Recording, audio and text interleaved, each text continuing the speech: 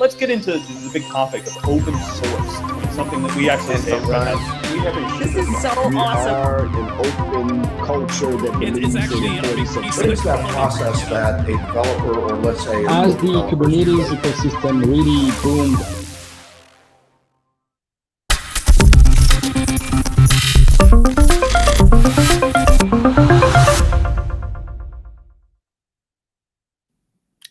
Welcome to In the Clouds. I'm your host, Stu Miniman, and last week I was with about 7,000 people in the community at KubeCon and Cloud Native Con in Detroit. It was my first time going to Detroit, but I've been at the KubeCon shows for lots and lots of years.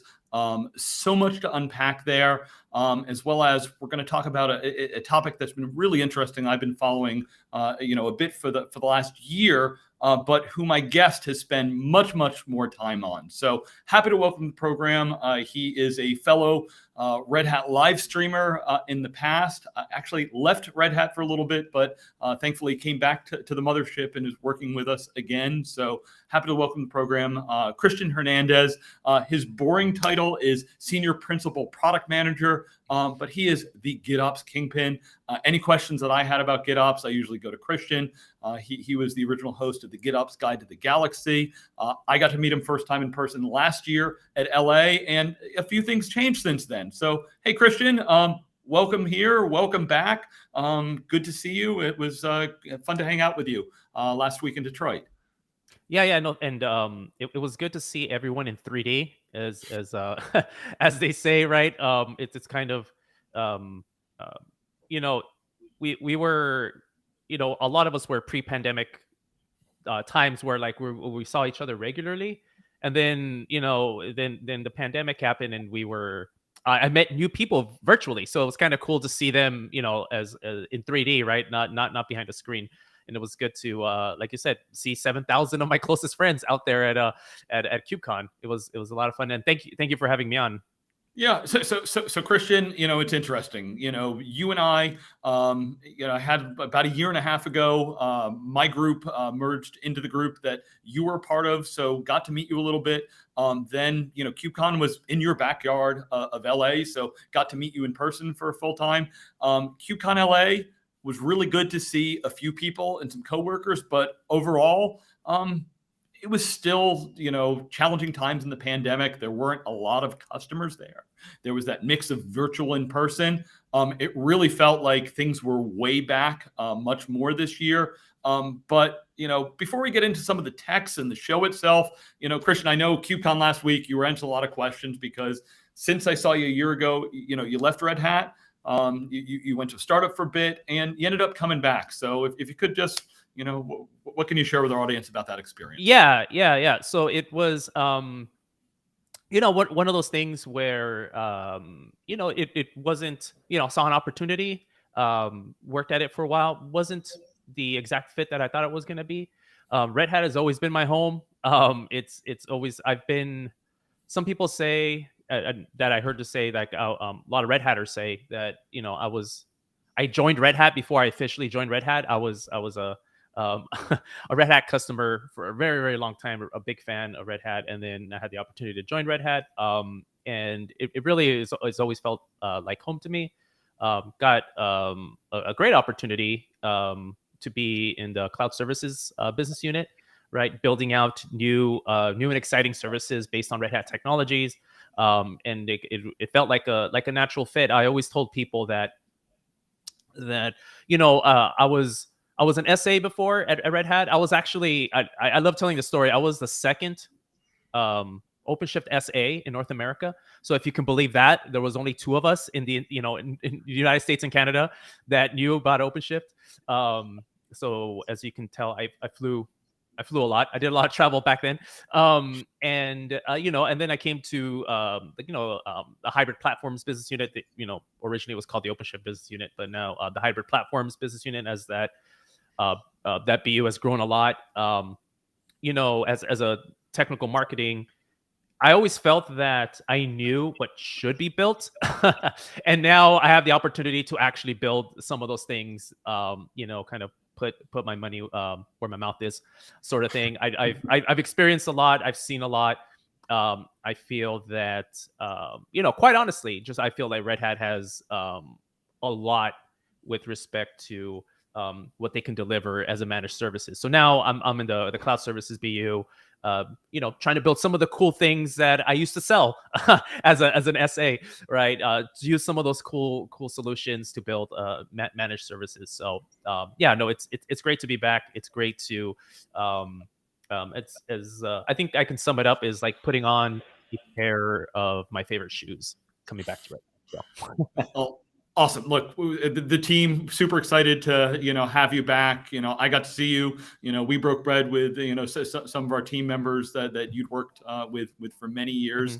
Mm-hmm. And the word you've used, I've heard many times from Red Hatters is home. It's a special culture. I wasn't a Red Hat customer, but I was a partner of Red Hat for many years. When I was, an analyst and doing media stuff, Red Hat was a client of mine, but, we had a great partnership relationship. So, absolutely a special culture. One of the, main drivers that brought me to the company was the culture, the people. And yeah, you got a good challenge in front of you. Cloud services, you're on in the clouds here. Yeah. This is where it Yes. at. Hey, Christian, I think this cloud thing, it might be real, right? It might be, yeah. I think now I think it's starting to grow some legs, right? This whole cloud thing. It took us a while maybe to get here, but I think it might be a thing now, as you said. I think. Go ahead. Yeah, no. So, look, and, you, as I mentioned, GitOps is something that you've had, a good, industry leadership experience. You were speaking at the GitOpsCon there. Want to talk more about GitOps and, some of the broader things that happened at the show last week, but also want to get your, what was the general feel that you had? I saw, security was obviously, still a major theme. The Cloud Native Con and some of the other pieces that were at the day zero events had a strong security focus. We'll get into, there's a security aspect of, your world in GitOps. And there were a couple other technologies like WASM had some really good buzz this year. There's always one or two new things that I'm like, oh, hey, great. I got to learn about something else because yes. Somebody's going to ask about it and how do we deal with it? Where are we plugged into it, or just something we want to geek out? So any kind of, macro thoughts from yourself? Yeah. Well, I do think that I do agree with you that it is.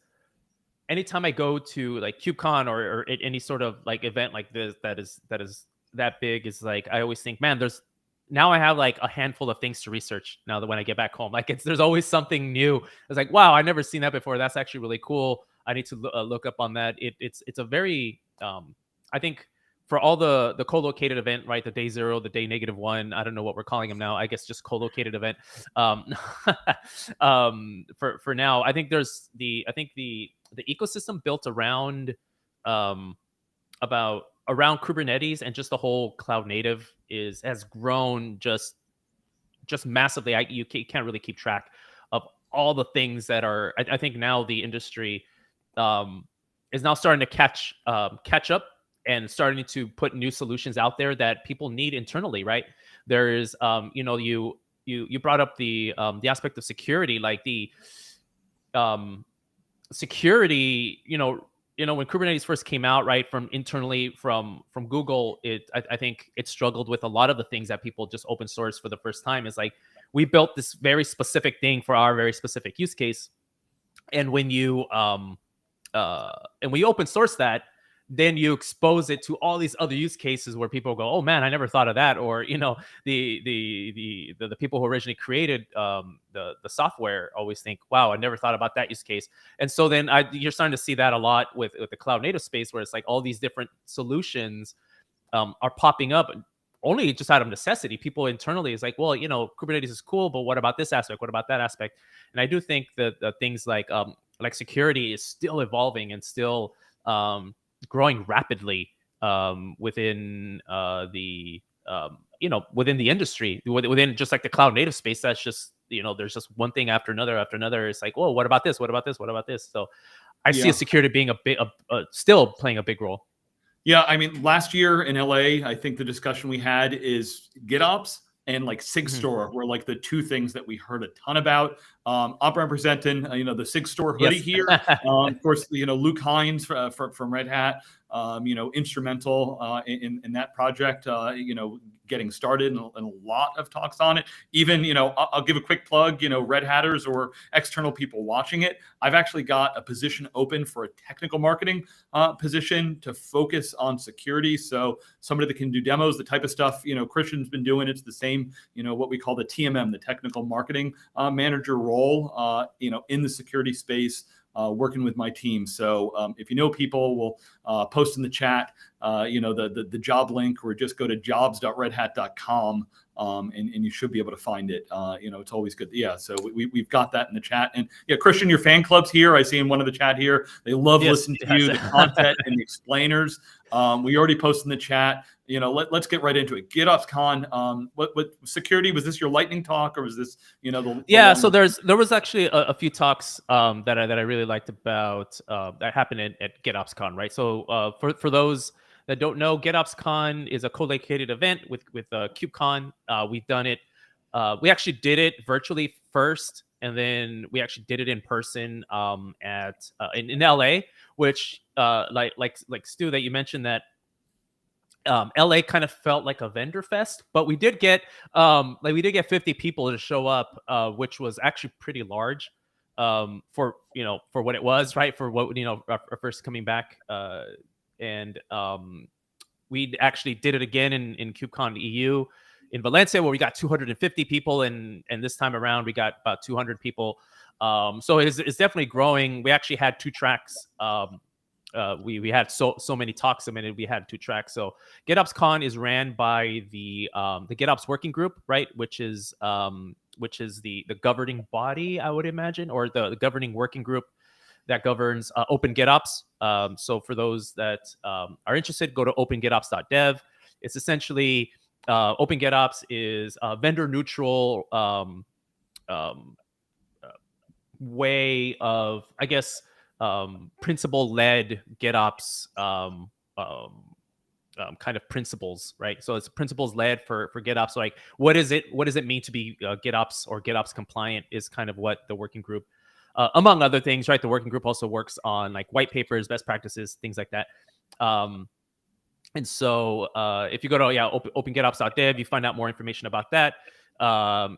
Members from Red Hat, Weaveworks, CodeFresh, Amazon, Microsoft's in there, GitHub's in there. So there was a lot. It's essentially vendor neutral. Okay, like let's kind of define what GitOps is, and we figured let's do an event, right? And that's what GitOpsCon was, right? GitOpsCon is like an event talking. All right. About GitOps. So Christian, you're used to doing the hey, here's the hands-on demo. Let me do the labs and everything like that. For this audience, step back for us for a second. So you threw out a bunch of companies' names from an open source project standpoint. There's Argo, there's Flux. But if I'm talking to a business person, what's this GitOps thing? Why do I care? What does it do for me? Yeah. So GitOps in general is a practice that DevOps practitioners use in order to quickly manage the ever-growing infrastructure, right? So infrastructure, especially with Kubernetes and cloud-native architecture, is exponentially growing, and there needs to be a way to manage that centrally. And that's kind of like what GitOps, the idea behind GitOps is. It was born out of like the DevOps methodology. I always say DevOps is the culture, and GitOps is how that culture looks like in practice. And it's really like a set of like principles and practices that an end user can use in order to manage their infrastructure at scale. And it has important things like delivering application, having a central source of truth, right? So that way you have like that audit ability. Is like, who made this change, who approved this change, and kind of you have that audit trail of how has your infrastructure has evolved throughout this entire process. And then also the drift detection as well, right? So it's one thing to deploy your application, deploy your workloads to a cluster, but then what happens when that drifts, right? What happens when a service goes down and it needs to be brought back up? You can do that automatically, and that's kind of like the paradigm of GitOps, that what GitOps gives you, that manageability across massive scale. Yeah, it's funny. The reason I said this is one of those services, when I explain some of the value of OpenShift, it's like, well, hey, here's a way you might want to be thinking about the way you develop your code. Everybody knows what GitHub is. Lots of projects live on GitHub. What if I could have my configuration status just live in GitHub? And as you said, it's kind of, we've been talking forever about things like infrastructure as code. I want to make sure here's my central source of truth.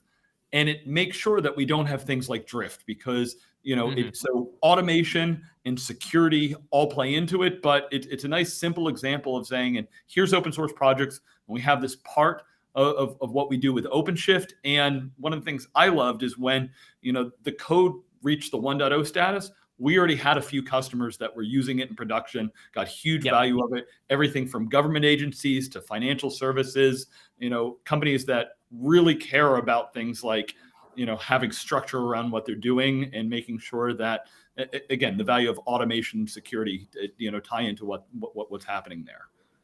Yeah. And actually, like, someone actually just put in the chat about like DevOps, DevSecOps, MIOps, MILOps. Does it not govern all of those as well? Well, like GitOps is it's not, it doesn't like take over any of these, splat ops, right? Like DevOps or DevSecOps or MI, like it doesn't like take over it. It's like a cornerstone of those practices, right? Like DevSecOps, right, will use GitOps in order for to put their security policies in place and making sure, there's like if you're using something like Kyverno, I always mispronounce that, right? And you set up a policy, that's fine. But how do you prevent from someone to changing that policy, right? Just because you set a policy doesn't mean the policy can't be changed. The policy could be changed, but something like GitOps prevents that change, right? Because you have a source of truth, and it's like, no, that policy needs to be this, not that, and it'll switch that back up. So GitOps doesn't really like take over or replace any of these other practices. It takes part in these practices. It's part of the it's a smaller piece of a bigger whole picture of culture, right? Like if you think about DevOps, DevSecOps, all of that is really more culture than actual practice. So. Yeah, well, that's right. If we look at what DevOps is, in many ways, it's not so much about the tooling; it's about how we do things. But GitOps being part of that overall practice, it's an enforcement mechanism. So again, so many companies, I think about banks, Christian, I'm old enough to be like, okay, the bank, created a gold CD or a gold server configuration, and everybody had to use that.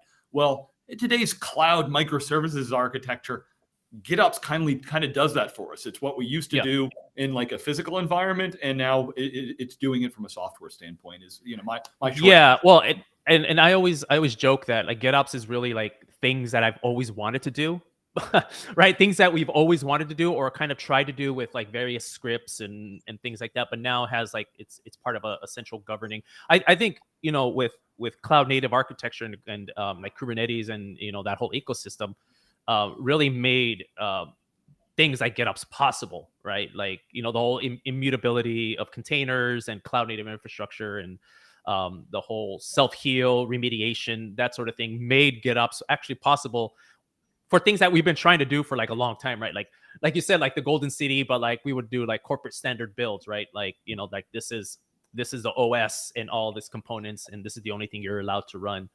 And we had scripts, we had like things like Puppet and Chef. I was a big Chef guy, trying to, deploy all these things and making sure they're all in sync. But now, like with cloud native architecture, like that becomes a lot easier. That becomes like doable. Like, oh, this is the stuff I've been wanting to do this whole time, but now I can do it. I kind of feel like the old man yells at cloud. I'm like, you kids have it so easy nowadays. Like back, back when I was doing all of this, it was a bunch of corn scripts that I ran through SSH tunnels. It's just, It's a lot easier now. It's always easy to be like, boy, God, that project that I spent months on, 10 years ago or 15 years ago, if only I had half the tooling that they have available today. It's crazy to think about that. So at the show itself, give us, what were you talking about? Any key feedback you had from the user community out there? Are you still educating a lot of people on like GitOps 101, or where are we with the overall adoption and diffusion of that technology? So so I think now that people are adopting tools like Argo CD and Flux and using these kind of tools in their CI/CD pipelines, I find that we're talking less about GitOps 101. I think as a GitOps working group, we've done well with spreading the word. And the reason I think that we've done well is that I heard Chris Wright like actually spit out the principles. I'm like, oh, if our GitOps principles makes it to the lips of the Red Hat CTO, I think we've done, at least a pretty good job of getting that message out there. So I think some of the things I've seen with GitOps now, like some of the talks I saw was like the GitOpsCon about people talking about security, right? Like how does security fit all in place with GitOps, and what some of the use cases people solved with security, things like Kyverno, things with OPA, people doing things with OPA, and security for their own specific use cases. I thought that was really cool. I think I've seen a lot of security talks pop up. I've seen also what's really cool. What I find really cool is that, and I wish I had more time for, but we all only have time for what we have for, is sustainability. How GitOps fits in with sustainability. There was a great talk about using GitOps not only to like doing remediation, but to also place workloads based on like CO2 emissions, right? Which I thought that was really, really cool. It's like it's less about like moving workloads into like, oh, there's some free space on this server, I'm going to move that workload there. It's like, well, no, it may be more advantageous from a sustainability standpoint to put it on this server, even though it's maybe the utilizations may be high for what something like that. Having sustainability, that's starting to like be part of more of the GitOps conversation, which I thought was really, really cool. And also one thing I saw was really that we really haven't solved the secrets problem yet, right? So like the issue with GitOps is that you're placing everything in Git as a source of truth, but as a security person, or most people, I'm like, well, I don't want to store my secrets there, necessarily, because like that's the username and password for our database. Why would I want that in Git? And so that problem, I mean, there's tools out there, right? There's tools like Vault, there's tools like Seal Secrets, but I don't think that has been solved yet in any sort of way that people say, yeah, this is the one true way of doing it. Everyone does it a different way. And maybe that's the answer, doing it a different way. But I've seen that from what I can tell, that problem hasn't been solved yet. So for those of you who have done really cool things with secrets and GitOps, we're going to have another GitOpsCon. So when that CFP happens, please, if you solved interesting problems, please submit that CFP. But I think that's another thing that I saw at GitOpsCon. It's like, we haven't really solved this problem yet with secrets. Yeah, well, right. It's good to understand, where we are with the overall maturity there, and there's still challenges. And unfortunately, I'm waiting for the day that we just say, hey, security, we're all set. But yes.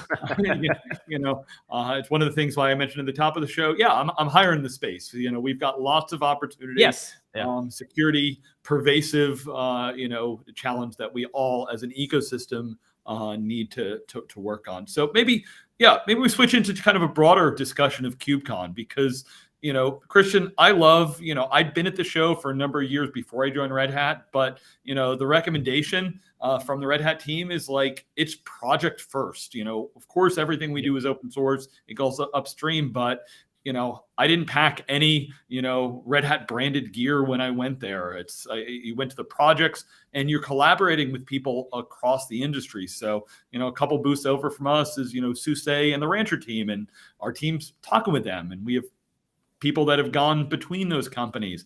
VMware has great presence, in open source, and lots of people that we collaborate. I sat on a panel with VMware and Intel. The cloud providers themselves. It was funny. I remember in the early days, Christian, everybody's like, oh, well, Google's created Kubernetes so that they have a way to get people off of AWS. who's a big booths right in the front of the thing? Yeah. It's AWS. They're there. We're all working amongst each other. Cats and dogs living together, as we always say. Yes. But, you're in the community. How's the community itself? And as we talked at the beginning, it's very much. There's so much going on. I was listening to a podcast, a friend of ours, Brian Gracely, does the Cloudcast, and their roundup was, hey, the show, like Kubernetes is there, but there's so many other pieces that venture, because otherwise you can get lost as to like so many. You could never learn all about 147 projects or something going on in that ecosystem. So, yeah. Yeah. From what I saw, and you hit the nail on the head there, right? Where there's a saying, right? In open source is like same team, different company, right? Because you're working in the community, and same. I've seen, I'm part of it. In case you don't see, I'm part of the Argo community there, as well as the Open GitOps community, and it's great, right? Like you go to the Argo booth, right? I spent time at the Argo booth there as well. And there's people from Acuity and Red Hat and CodeFresh and Intuit. Like we're just kind of we're part of the same project, right? Like you said, it's not unusual to talk to quote unquote a competitor, only because just the very nature of open source and the very nature of just like an event like KubeCon, where it's kind of like Christian, do you have a battle royale with Alexis Richardson, who, if our audience doesn't know, I did not actually in Flux and everything? Actually, no, it wasn't. It was and I actually spent time with Alexis Richardson, right? I spent time with him, chatting with him, and there wasn't a fist fight, right, between what's better, Argo or Flux, right? It's we were in Detroit, and I actually explained it to someone since we're in Detroit. I'm like, it's like a muscle car, right? Like you're a fan of muscle cars. You're maybe a fan of Ford. You may be a fan of Chevy, but we both like muscle cars, right? And it's kind of like that same idea.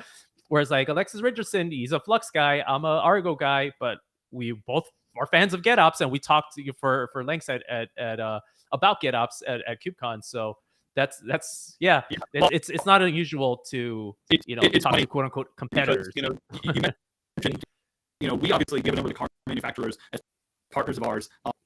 I went out to dinner with, it was people from two different car companies, and they were talking about like, oh wait, the ones that work there. So in Detroit, they all go work at the different companies too. So it's just like the tech industry. We're all as there's a small number of us. Whatever badge you're in today, it could change. We change cars, we change jobs, but.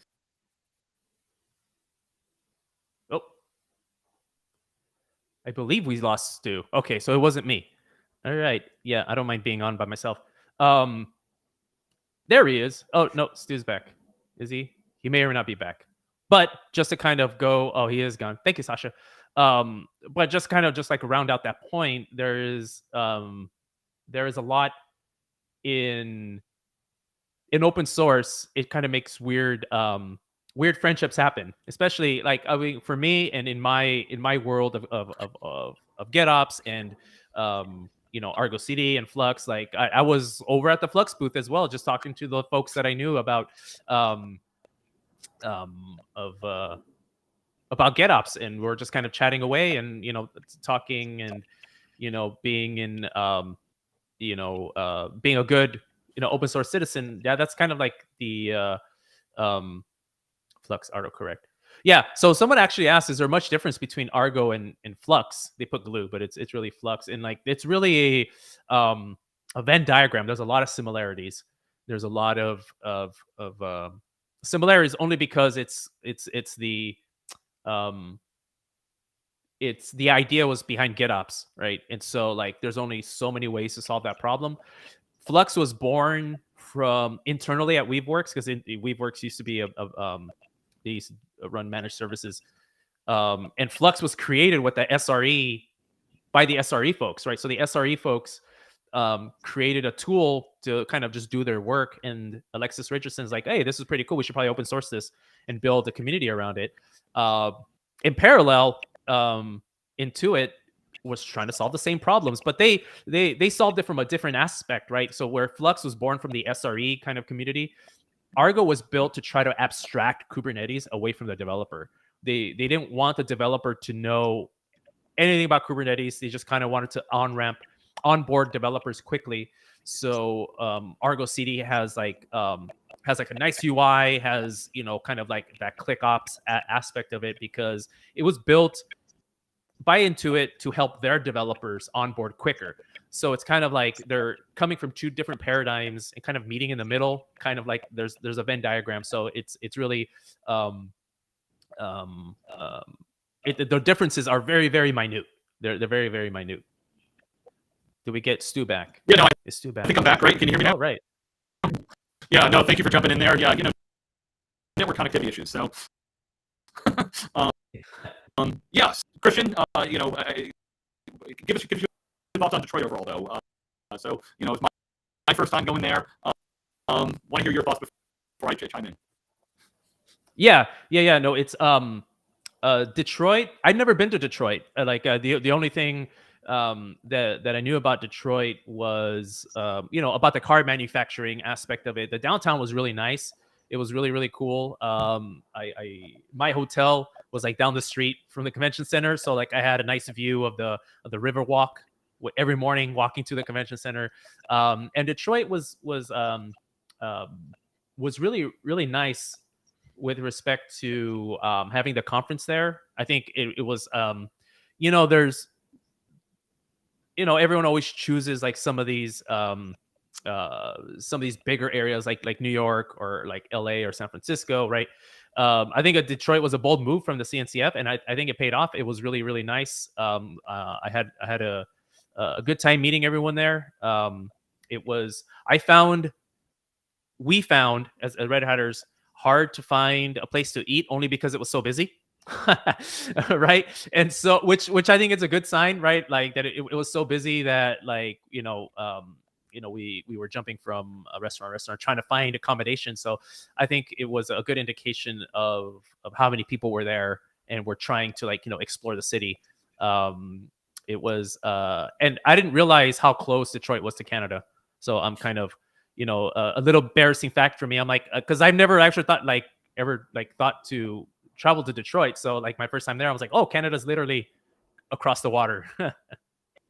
Yeah, right next to the hotel was the tunnel that went under. Yeah. Or like you make a wrong turn on the street and you're like on your way to Canada. You're like, oh. So it was I heard because an interesting location. Overall, I thought Detroit was interesting. It's a different choice. But I heard in the before times you could actually get accommodations in Canada, but right now still, you know, you don't want to have to go to a conference and go across the border every day. So that can be a little bit challenging. So yes, for sure. Yeah, I think you're still choppy a little bit, Stu. Okay. People are saying apologize for that.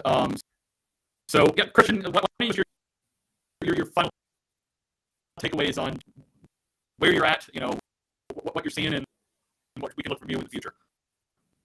Yeah, for sure.